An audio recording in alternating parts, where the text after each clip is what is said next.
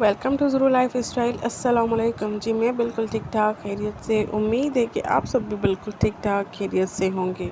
आज का व्लॉग भी मैं काफ़ी दिनों के बाद अपलोड करने जा रही हूँ, तो बस कुछ थोड़ी बहुत मसरूफियात थी, उसी में ही बिज़ी थी, तो इस वजह से मुझे टाइम नहीं मिल पा रहा था। और ना ही मैं कोई प्रोफेशनल ब्लॉगर अभी बन गई हूँ कि वो हर चीज़ में ही, हर कंडीशन में ही, हर फॉर्म में ही वो अपना ब्लॉग कैसे भी करके अपलोड कर देते हैं, तो मुझसे ऐसे कुछ भी मैनेज नहीं हो पा रहा। और इन्हीं चक्करों में बस मेरा ब्लॉग रह जाता है, ना तो मुझे क्लिप्स लेना याद रहती है और ना ही अपलोड करना याद रहता है। तो इंशाल्लाह मैं अपने आप को रेगुलर करने की कोशिश ज़रूर करूँगी और आपके साथ अच्छे अच्छे व्लॉग्स लाने की कोशिश करूँगी। तो मेरे साथ ही रहिएगा और जानते रहिए कि मेरे व्लॉग्स क्यों नहीं आ रहे थे। चलिए जी, आ जाती अपनी वीडियो की तरफ। तो मैं आपको दिखा रही थी यहाँ पर कि मैं अपनी फ़िश को कैसे वॉश करती हूँ। उसका कंटेनर ये जो मेरे पास है, तो सबसे पहले मैं एक जग लेती हूँ, उसमें स्ट्रेनर की मदद से फ़िश निकाल के मैं उसमें डाल देती हूँ पानी के साथ। उसके बाद जी मैं इस बाउल को अच्छे से वॉश कर लेती हूँ, क्योंकि फीड वगैरह भी इसी में डलती है। ऊपर से ये खुला हुआ होता है, दूसरे एक्वेरियम जो होते हैं बड़े बड़े, उसमें ऊपर से कवर होता है, ढक देते हैं, तो उसमें ज़्यादा मिट्टी वगैरह भी नहीं जाती। और इसमें तो कंटिन्यूसली मिट्टी वगैरह भी जाती रहती है और ऊपर से भी डस्ट हो जाता है, तो ये बहुत ही ज़्यादा अजीब सा लगता है, मैसी। तो मैं इसे वीकली वॉश कर लेती हूँ। बहुत ही ज़्यादा अच्छा निखरा निखरा फील होता है। तो कहते हैं ना कि शौक़ का कोई भी मोल नहीं होता।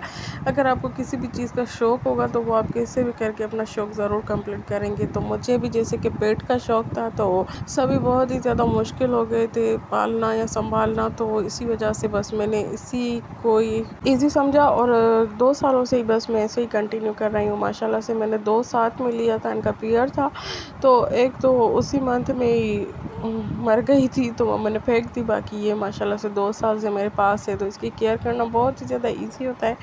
बस सुबह और रात में इसे फीड देती हूँ और वीकली इसके मैं पानी वगैरह चेंज कर लेती हूँ, बाउल अच्छे से वॉश कर लेती हूँ। बाउल भी बहुत ज़्यादा नाजुक होता है, तो बस ये मेरा शौक़ भी पूरा हो जाता है और बस अच्छा भी लगता है कहीं पे ये पड़ा होता है। तो उसके बाद जो मुझे अचानक जाना पड़ गया था अपनी फूफो के घर, तो यहाँ पर जी मैं अपना छोटा सा बैग बना रही थी, क्योंकि ये जो सारी ज़रूरत की चीज़ें होती हैं ये एक मदर के लिए बहुत ही ज़्यादा ज़रूरी होती है। घर से जब भी बाहर निकलो तो इनकी ज़रूरतों में अशद पड़ जाती है। बच्चों की चीज़ के बिना गुजारा नहीं होता और पैम्पर भी एक लाजमी एलिमेंट होता है। तो यहाँ पर झटपट से मैंने अपना बैग वगैरह रेडी कर लिया था और यहाँ जी हम आ गए थे पुप्पो की तरफ। तो यहाँ पर चीपू मैडम खा रही थी चिप्स। आते ही मैंने इनको सुला दिया था, थोड़ी देर इन्होंने आराम वगैरह कर लिया था। उसके बाद जैसे ही बच्चे उठते हैं तो उनको भूख लग जाती है, तो यहाँ पर जस्ट मैंने इनको चिप्स वगैरह दे दी थी, तो यहाँ पर ये चिप्स वगैरह खा रही थी। और आप सब बताएं कि क्या हो रहा है ज़िंदगानियों में, कैसे हाल चाल हैं आपके, और आपकी तरफ ठंडा होना शुरू हो गई है या अभी भी गर्मियाँ हैं? क्योंकि हमारी तरफ तो 2 दिन ठंडा मौसम हो जाता है और तीसरे दिन ऐसी कोई गर्मी आ जाती है कि जून जुलाई बंदे को याद आ जाता है।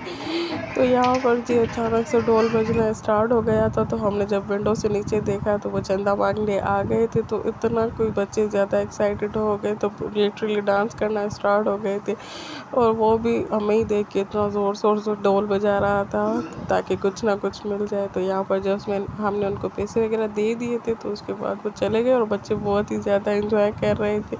और यहाँ जी ये दोनों भी विंडो से देख रही थी, व्यू को एंजॉय कर रही थी, क्योंकि हमारा घर नीचे है और पप्पा वालों का घर ऊपर है, तो बच्चों को बाहर देखने में नीचे बहुत ही ज़्यादा मज़ा आता है। तो यहाँ पर मुझे ज़ेर कह रही थी कि मम्मा ऐसी विंडो हमारे पास भी हो, तो मैं कह रही थी यही उठा के चलते हैं, तो वो कह रही थी हाँ हम ये भी लेके जाएंगे अपने साथ। तो बस बच्चों की यही बातें होती है हंसाने वाली।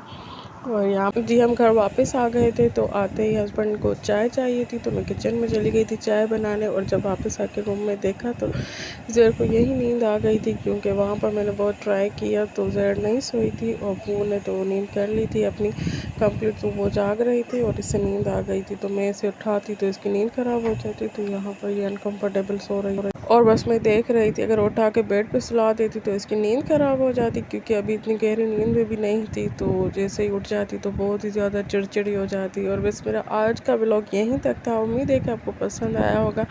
अगर पसंद आया हो तो please like share comment and subscribe my channel. मिलते हैं जी नेक्स्ट व्लॉग में, तब तक के लिए अल्लाह हाफ़िज़। दुआ में याद रखिएगा, चैनल को लाइक शेयर और सब्सक्राइब करना ना भूलिए।